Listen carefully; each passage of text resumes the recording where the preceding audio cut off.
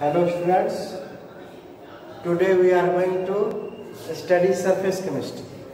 Before this, I have taken 7 lectures on the surface chemistry and today is the 8th lecture on the surface chemistry. Before this, I have discussed the types of catalyst.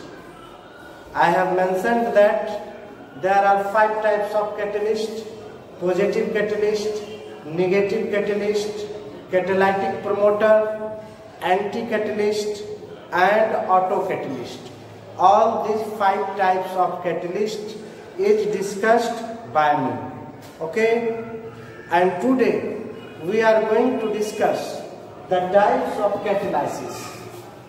There are mainly 2 types of catalysis: homogeneous catalysis and heterogeneous catalysis. We have to study all these 2 types of catalysis in detail, including their theories and mechanism related to this fact. Okay? And in this board I have written in surface chemistry, today is the 8th lecture. Okay? आज जो है surface chemistry का 8 lecture है, 7 lecture already load है YouTube video पर। मेरा जो channel है संजीव केमिस्ट्री क्लासेस भागलपुर, इस यूट्यूब चैनल पर ऑलरेडी 7 लेक्चर लोड है। आज जो है हम 8th लेक्चर पढ़ने जा रहे हैं। इस लेक्चर में क्या पढ़ने वाले हैं बच्चों? Types of catalysis. बताए कि कैटालाइसिस 2 तरह का होता है: होमोजेनियस कैटालाइसिस, हिंदी में कहते हैं समांगी उत्प्रेरण। दूसरा है हेटेरोजीनियस कैटालाइसिस, इसको हिंदी में कहेंगे विषमांगी उत्प्रेरण। कैटलिस्ट को कहते हैं उत्प्रेरक और कैटालाइसिस को कहते हैं उत्प्रेरण। तो देखो, लेक्चर तभी समझ में आता है जब पीछे वाला लेक्चर जब तक तुम नहीं पढ़ोगे, पढ़ के जब कॉपी में लिख लोगे तभी समझ में आएगा। अब कोई स्टूडेंट डायरेक्ट 8 लेक्चर देखेगा तो उसको समझ में नहीं आएगा कि हम क्या पढ़ा रहे हैं। समझ रहे हैं ना? हम एक चैप्टर पढ़ा रहे हैं, इसके पहले जो है मेटलर्जी कंप्लीट कर दिए, उसके बाद 2 ऑब्जेक्टिव भी बताए हैं, वो चैप्टर ऑलरेडी कंप्लीट है। अब हम स्टार्ट कर रहे हैं सरफेस केमिस्ट्री, इसमें भी 7 लेक्चर ले चुके हैं। अब इसको हम कंप्लीट कर देंगे तब ये हम दूसरा चैप्टर पढ़ाएंगे, इस बीच में नया चैप्टर स्टार्ट नहीं करेंगे। 7 से 8 लेक्चर और लेंगे, ये चैप्टर कंप्लीट हो जाएगा। ओके, तो फर्स्ट हम लोग पढ़ने जा रहे हैं homogeneous catalysis. Okay, homogeneous catalysis को हम लोग पढ़ेंगे। होमोजीनियस कैटालाइसिस, होमोजीनियस कैटालाइसिस, समांगी उत्प्रेरण। किसको कहते हैं? नाम से ये स्पष्ट है। होमो मीन्स क्या होता है बच्चों, बताओ? सेम। जब रिएक्शन में रिएक्टेंट और कैटलिस्ट एक ही फेज में हो, एक ही अवस्था में हो, तो ऐसे कैटालाइसिस को होमोजीनियस कैटालाइसिस कहा जाता है।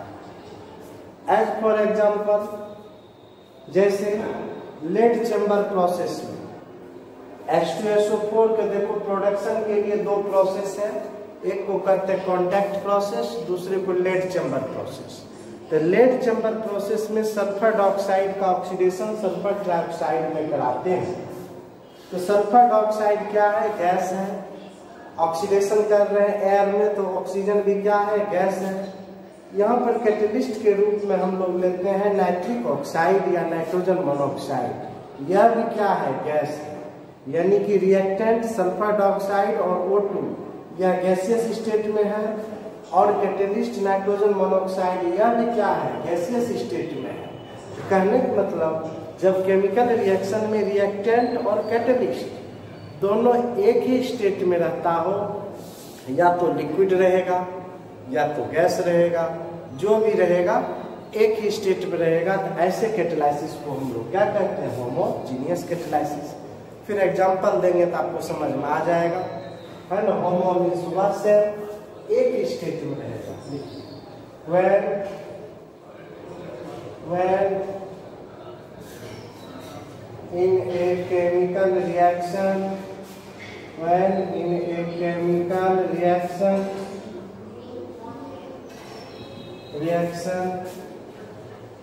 reactants and catalyst.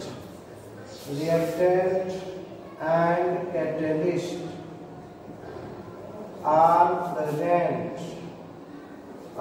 present in the same phase.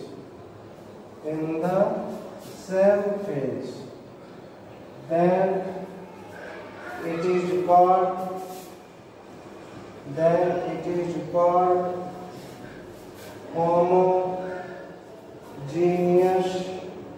homogeneous catalysis, है ना। वैसी रासायनिक अभिक्रियाएं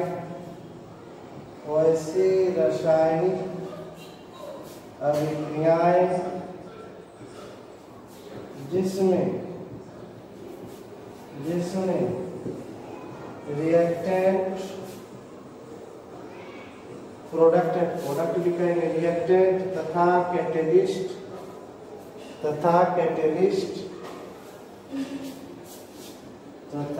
कैटेलिस्ट एक ही अवस्था में पाया जाता है, उसे होमोजेनियस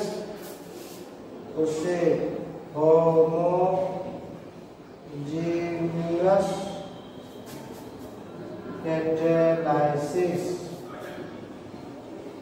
समांगी उत्प्रेरण कहा जाता है। हिंदी में कहेंगे इसको समांगी उत्प्रेरण कहा जाता है। कोई खास बात नहीं है इसमें, इसका मैकेनिज्म देखेंगे ना। लेकिन वैसी रासायनिक अभिक्रियाएं जिसमें रिएक्टेंट तथा कैटलिस्ट क्या हो, एक ही अवस्था में हो, या तो गैस है तो रिएक्टेंट जो है गैस में रहेगा, कैटलिस्ट गैस में रहेगा। यदि लिक्विड है तो रिएक्टेंट भी गैस में रहेगा और कैटलिस्ट भी क्या रहेगा, गैसियस स्टेट में रहेगा। तो ऐसे कैटालाइसिस को हम लोग क्या कहते हैं, होमोजेनियस कैटालाइसिस। एग्जांपल देखिए, आप समझ जाइएगा फट से। सल्फर डाइऑक्साइड गैसियस स्टेट में, जीवा गैसियस स्टेट में, ऑक्सीजन यह भी क्या है, गैसियस स्टेट में। आपको बताए हैं कैटलिस्ट को हम लोग लेते हैं, एरो के ऊपर दिखाते हैं, यह भी क्या है, गैसियस स्टेट में। तो क्या बना, सल्फर ट्राइऑक्साइड, यह भी क्या है, गैसियस स्टेट में, है ना। यह भी क्या है, गैसियस स्टेट। तो आप क्या देख रहे हैं कि जब हम सल्फर डाइऑक्साइड का ऑक्सीडेशन करवाते हैं नाइट्रोजन मोनोऑक्साइड कैटलिस्ट की उपस्थिति में, तो यह सल्फर ट्राइऑक्साइड बनाता है। यह H2SO4 के प्रोडक्शन का क्या है, लेड चैम्बर प्रोसेस है। H2SO4 के प्रोडक्शन का क्या है, लेड चैम्बर प्रोसेस है। इसके द्वारा हम लोग क्या करते हैं, सल्फर डाइऑक्साइड का ऑक्सीडेशन सल्फर ट्राइऑक्साइड। इसमें आप क्या देख रहे हैं, रिएक्टेंट गैसियस स्टेट में है, ऑक्सीजन भी गैसियस स्टेट में है, नाइट्रोजन मोनोऑक्साइड भी क्या है, गैसियस स्टेट में है, सल्फर ट्राइऑक्साइड भी क्या है, गैसियस स्टेट में है। यह रिएक्टेंट गैसियस स्टेट में है, कैटलिस्ट भी गैसियस स्टेट में है। ऐसे कैटालाइसिस को हम लोग क्या कहेंगे, बताओ, होमोजेनियस कैटालाइसिस। इसको उतारो बढ़िया से उतारिए, सबको कॉपी में लिखते चलिएगा, उसको पढ़ते चलिएगा। अब हम इस चैप्टर को कंप्लीट कर देंगे, उसके बाद हम दूसरा चैप्टर बिगिन करेंगे, है ना। जैसे उधर से एक चैप्टर मेटलर्जी कंप्लीट कर दी, है ना। इसके बाद जो है हम इनके ये है सरफेस केमिस्ट्री में, इसमें भी 7 लेक्चर दे चुके हैं, आज 8th लेक्चर है। दूसरा एग्जांपल देखिए, एस्टल्डिहाइड, है ना। एस्टल्डिहाइड CH3CHO, CH3CHO को क्या करोगे बच्चों, बताओ, एस्टल्डिहाइड, है ना। यहाँ कैटेलिस्ट के रूप में क्या लिए, आयोडीन। आयोडीन तो है सॉलिड, लेकिन यहाँ कौन स्टेट में लिए, गैसियस स्टेट में लिए। तो यह क्या बनाया, CH4 मीथेन बनाया, और क्या बनाया, कार्बन मोनोऑक्साइड, है ना। यहाँ भी आप क्या देख रहे हैं, रिएक्टेंट और कैटेलिस्ट दोनों के दोनों क्या है, गैसियस स्टेट में है, एक ही अवस्था में है, इसलिए हम इसको क्या कहेंगे, होमोजेनियस कैटालाइसिस कहेंगे। इसके अलावा देखो हाइड्रोलाइसिस ऑफ ईस्टर, CH3COOC2H5, इसको पढ़ते इथाइल एसीटेट, यह ईस्टर है, यह क्या है, इसको क्या पढ़ोगे, पढ़ो इथाइल एसीटेट, इसका नाम हुआ। इसका हम हाइड्रोलाइसिस कराते हैं, वाटर के द्वारा हाइड्रोलाइसिस कराते हैं, है ना। यह कैटेलिस्ट के रूप में हम क्या करते हैं, H+ आयन। यह भी क्या है, लिक्विड स्टेट या एक्वस स्टेट, एक ही बात है, कंफ्यूज नहीं कीजिएगा, लिक्विड यहाँ एक्वस लिखिए, लिक्विड एक्वस एक ही चीज है। यह भी लिक्विड स्टेट में, यह भी लिक्विड स्टेट में है। यह क्या बनाया, एसिटिक एसिड बनाया, यह भी लिक्विड स्टेट में है। और क्या बनाया, इथाइल अल्कोहल, यह भी क्या है, लिक्विड स्टेट में है ना। इसका नाम है एसिटिक एसिड, क्या नाम है, एसिटिक एसिड। इसका नाम तो जानते होंगे बच्चों, C2H5OH, इथाइल अल्कोहल। तो आप क्या देख रहे हैं, ये सभी में रिएक्टेंट और कैटेलिस्ट एक ही स्टेट में है, ऐसे कैटालाइसिस को हम लोग क्या कहेंगे, बताओ, होमोजेनियस कैटालाइसिस। क्या कहोगे, होमोजेनियस कैटालाइसिस। ये ईस्टर हुआ, जनरल मैकेनिज्म है। जब ईस्टर का हाइड्रोलाइसिस करते हैं एसिड की उपस्थिति में, तो यह क्या बनाता है, कार्बोक्सिलिक एसिड और अल्कोहल बनाता है ना। उसके बाद देखो सुक्रोज का हम हाइड्रोलाइसिस करते हैं, सुक्रोज का हाइड्रोलाइसिस करते हैं एसिड कैटेलिस्ट की उपस्थिति में। सुक्रोज C12H22O11, सुक्रोज, इसका हम कौन स्टेट लिए बच्चों, एक्वस स्टेट या लिक्विड स्टेट लिए। इसका हाइड्रोलाइसिस कराते हैं, है ना।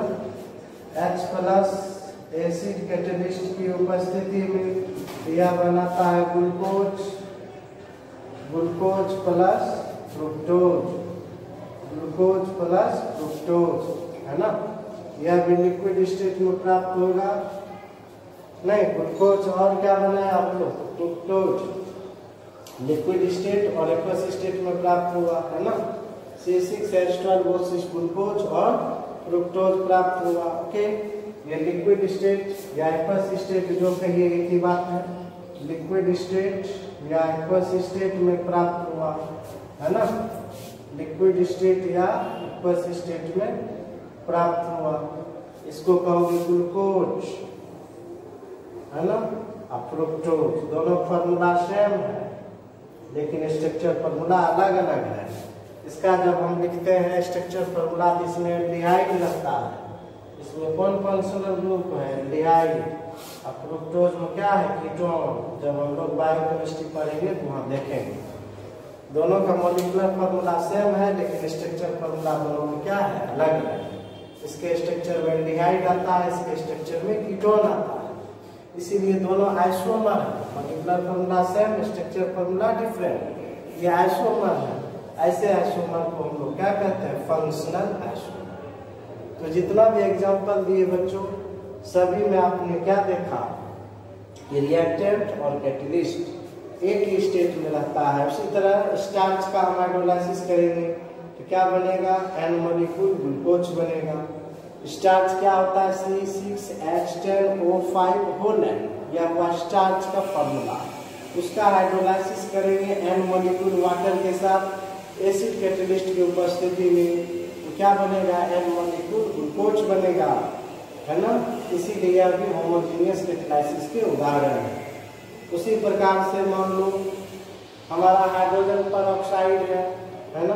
हाइड्रोजन पर ऑक्साइड का जब हम हाइड्रोलाइसिस करते हैं, हाइड्रोजन पेरोक्साइड को जब हम रिएक्ट कराते हैं आयोडाइड माइनस कैटेलिस्ट की उपस्थिति में, या बनाता है H2O और O2, सभी के सभी क्या है, होमोजेनियस कैटेलाइसिस के उदाहरण है।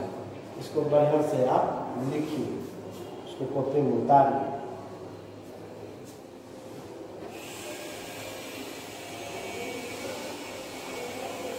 लिख लिया होगा। अब हम लोग इसका पढ़ने जा रहे हैं थ्योरी ऑफ होमोजेनियस कैटेलाइसिस, है ना। ये होमोजेनियस कैटेलाइसिस जो होता है इसका थ्योरी क्या है, थ्योरी ऑफ होमोजेनियस कैटेलाइसिस, या इसी को कहते हैं intermediate complex formation theory. Theory of homogeneous catalysis और intermediate complex formation theory. Theory of homogeneous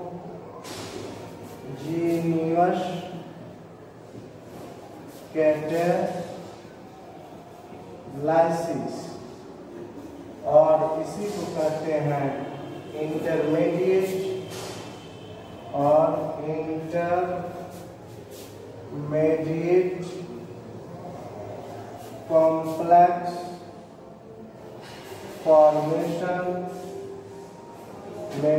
complex formation theory.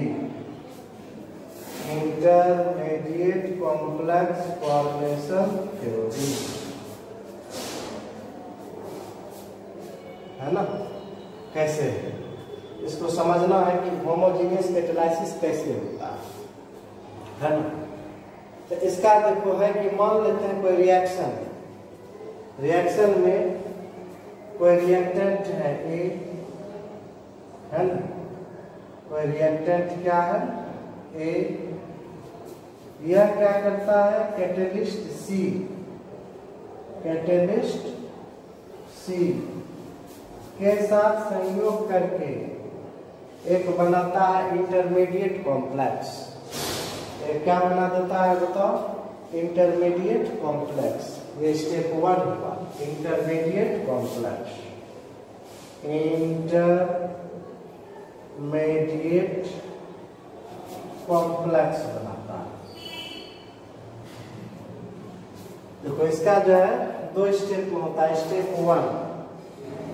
Step 1 पहला स्टेप में मान लेते हैं क्या है, कोई रिएक्टेंट है A, वह कैटेलिस्ट C के साथ कंबाइन करके क्या बनाया, इंटरमीडिएट कॉम्प्लेक्स बनाया A और C। और ये जो कॉम्प्लेक्स होता है ना, हाईली एनर्जेटिक्स होता है। इसका स्टेबिलिटी क्या होता है, बहुत कम होता है। हाईली एनर्जेटिक्स होता है, इसका एनर्जी बहुत अधिक होता है ना। जो भी कॉम्प्लेक्स, इंटरमीडिएट कॉम्प्लेक्स किसको कहते हैं, किसी रिएक्शन में रिएक्टेंट और प्रोडक्ट के बीच में जो नया स्पीशीज बनता है, इस रिएक्शन में रिएक्टेंट और प्रोडक्ट के बीच जो न्यूली बॉर्न स्पीशीज, नया स्पीशीज बनता है, उसको हम लोग क्या कहते हैं, इंटरमीडिएट। इंटरमीडिएट जो होता है अनस्टेबल होता है, इसका एनर्जी बहुत ज्यादा होता है, यह अनस्टेबल होता है। यह क्या होता है, अनस्टेबल होता है, शॉर्ट लिव्ड होता है, मतलब बहुत कम समय के लिए ये ठहरता है। यह क्या करेगा, तुरंत डिकम्पोज कर जाएगा। स्टेप 2 में ये क्या करेगा, यह तुरंत डिकम्पोज करके क्या बना देगा, यह तुरंत डिकम्पोज करके बना देता है प्रोडक्ट। तुरंत ये डिकम्पोज करके क्या बना देता है, प्रोडक्ट बना देता है, प्रोडक्ट बना देता है। और कैटेलिस्ट जो है पुनः जनरेट होता है, रीजेनरेटेड कैटेलिस्ट। कैटेलिस्ट क्या करता है, पुनः रीजेनरेट करता है। या दूसरी संभावना क्या है, दूसरी संभावना क्या है, यह जो इंटरमीडिएट है वह रिएक्टेंट के दूसरे मॉलिक्यूल के साथ, ये इंटरमीडिएट, ऐसी क्या है हम लिख रहे हैं, ये इंटरमीडिएट।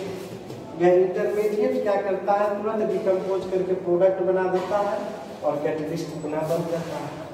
दूसरी संभावना क्या है कि यह इंटरमीडिएट जो है या दूसरा मॉलिक्यूल रिएक्टेंट के दूसरे मॉलिक्यूल के साथ, समझिएगा किसी रिएक्शन में दो रिएक्टेंट स्पीशीज है या कैटेलिस्ट इंटरमीडिएट कॉम्प्लेक्स क्या किया कि केमिकल रिएक्शन में जो रिएक्टेंट का दूसरा स्पीशीज है बी, उसके साथ कंबाइन करके क्या बना देगा, प्रोडक्ट बना देगा ए बी। ये क्या बना दिया, प्रोडक्ट और कैटेलिस्ट क्या हो गया, जनरेट कर गया ना, रीजेनरेटेड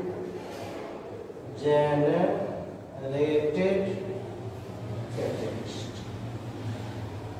सीखिएगा हम क्या बता रहे हैं, बोला देखिएगा। इसका नाम क्या है इस थ्योरी का, इंटरमीडिएट कॉम्प्लेक्स फॉर्मेशन थ्योरी। सबसे पहले आप इंटरमीडिएट समझिए, रिएक्टेंट को केमिकल रिएक्शन हो रहा है, रिएक्टेंट और प्रोडक्ट के बीच में जो नया स्पीशीज बनता है उसका नाम है इंटरमीडिएट, है ना। इंटरमीडिएट क्या होता है, उसका एनर्जी बहुत अधिक होता है, अनस्टेबल होता है, कम समय के लिए ठहरता है, शॉर्ट लिव्ड होता है। वह चाहेगा स्टेबल प्रोडक्ट बनाना, इसीलिए इमीडिएट डिकम्पोज करेगा, तुरंत ही टूटेगा, टूटने के बाद प्रोडक्ट बनाएगा। तो let us consider a chemical reaction, let us consider a chemical reaction A and B. It happens in the presence of a catalyst C and it forms the product AB. मान लो हम कोई chemical reaction लेते हैं जिसमें reactant A और B है, जो catalyst C के उपस्थिति में संयोग करके प्रोडक्ट AB बनाता है। अब ये रिएक्शन कैसे होता है, इसको समझने के लिए आपको समझना होगा कि सबसे पहले क्या किया, ये कैटेलिस्ट रिएक्टेंट ए के साथ कंबाइन करके बनाया इंटरमीडिएट कॉम्प्लेक्स ए। अब ये इंटरमीडिएट कॉम्प्लेक्स क्या करता है, तुरंत डिकम्पोज करके बना देता है प्रोडक्ट और कैटेलिस्ट जो है रिजनरेट हो जाता है। दूसरी संभावना क्या है कि यह इंटरमीडिएट जो है रिएक्टेंट के दूसरे मॉलिक्यूल बी के साथ कंबाइन करके क्या बनाया, प्रोडक्ट ए बी, और कैटेलिस्ट सी क्या हो, फिर से रिजनरेट हो। कैटेलिस्ट तो उसी को कहते हैं जो रिएक्शन में भाग लेता है और रिएक्शन के पूर्ण होने पर पुनः प्राप्त हो जाता है, उसी को हम लोग कैटेलिस्ट कहते हैं। यह जो है ए और बी एक हाइपोथेटिकल एग्जांपल से हम आपको समझाएं। अब इसका रियल एग्जांपल क्या है, आप उससे समझ जाइएगा फट से कि आखिर ये किस प्रकार से होता है ना। ये ए बी तो मान लो कोई केमिकल स्पीशीज है, उसको मान लीजिए ए और बी, समझने के लिए ये भी तो कोई केमिकल स्पीशीज है नहीं, है ना। इसके लिए हम जो है एक रियल एग्जांपल लेते हैं। रियल एग्जांपल में हम चलते हैं फिर वही lead chamber process for the formation of H2SO4। Lead chamber process, देखिए रियल एग्जांपल पर आते हैं। लेड चैम्बर प्रोसेस, ऑब्जेक्टिव आ जाएगा कि लेड चैम्बर प्रोसेस के द्वारा किसका उत्पादन होता है, H2SO4। इसका उत्पादन होता है, H2SO4 का उत्पादन होता है। तो इसी बीच में एक स्टेप्स आता है सल्फर डाइऑक्साइड का ऑक्सीडेशन। क्या आता है, सल्फर डाइऑक्साइड का उत्पादन। तो सल्फर डाइऑक्साइड का हम क्या करते हैं, ऑक्सीडेशन करते हैं नाइट्रोजन मोनोऑक्साइड कैटेलिस्ट की उपस्थिति में। तो ये क्या बनाता है, प्रोडक्ट बनाता है सल्फर डाइऑक्साइड, है ना, प्रोडक्ट बनाता है। आप देखिए इसका मैकेनिज्म क्या है, यह रिएक्शन कैसे हो रहा है, how a chemical reaction happens, this is known as क्या, मैकेनिज्म। कोई भी केमिकल रिएक्शन किस प्रकार से होता है, इसी का नाम हम लोग क्या देते हैं, बताओ, मैकेनिज्म। इस रिएक्शन का मैकेनिज्म क्या है, ये रिएक्शन कैसे होता है, इसी का नाम हम लोग क्या देते हैं बच्चों, बताओ, मैकेनिज्म। ओके, मैकेनिज्म, कैसे ये रिएक्शन होता है, इसी को हम लोग क्या कहेंगे, बताओ, मैकेनिज्म। ओके, मैकेनिज्म, है ना। इसमें देखिए क्या करते हैं, सबसे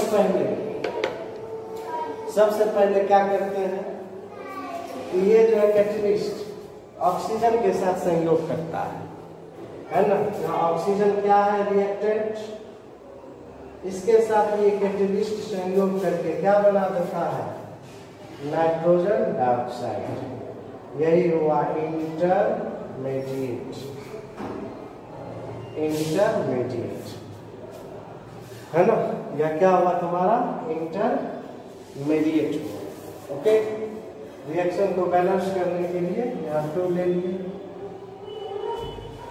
अब यह इंटरमीडिएट क्या करता है, SO2 के साथ रिएक्ट करता है। ये दूसरा मॉलिक्यूल, इस रिएक्शन में 2 मॉलिक्यूल है ना, रिएक्टेंट के मॉलिक्यूल है O2। पहले जो है NO कैटलिस्ट जो है O2 के साथ रिएक्ट करके क्या बना है, नाइट्रोजन डाइऑक्साइड। यह इंटरमीडिएट हुआ। यह इंटरमीडिएट क्या करेगा, अनस्टेबल होगा। यह इमीडिएट सल्फर डाइऑक्साइड के साथ रिएक्ट करके क्या बना लेगा, सल्फर डाइऑक्साइड बना देगा। क्या बना लेगा बताओ, यह इमीडिएट उसके साथ संयोग करके क्या बना लेगा, यह इमीडिएट उसके साथ संयोग करके क्या बना लेगा, सल्फर डाइऑक्साइड। और कैटलिस्ट जो है पुनः रीजनरेट होगा। कैटलिस्ट पुनः क्या करेगा, रीजनरेट होगा ना। SO2 प्लस NO2 क्या बनाया, SO3 और फिर क्या बना, NO। तो देखिए ये रिएक्शन 2 स्टेप में हुआ। सबसे पहले आप समझिएगा कि इंटरमीडिएट किसको कहते हैं, यहां से समझ पाए।